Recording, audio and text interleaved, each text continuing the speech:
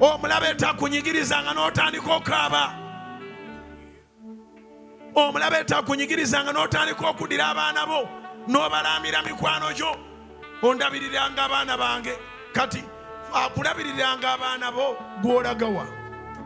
Ekikusse lwaki yetolooza naye kijja mutta, gw'olekera abaana naye kiyinza omutta.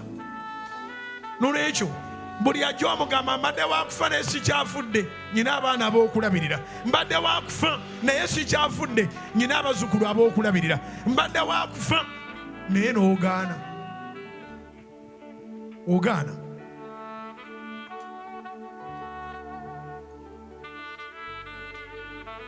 Kisoboka okugaana okufa.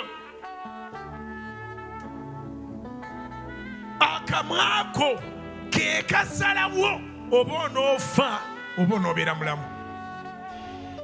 Kiŋambira abantu basatu. Akamwaako ke kasalawo oba onoofa oba onoobeera mulamu.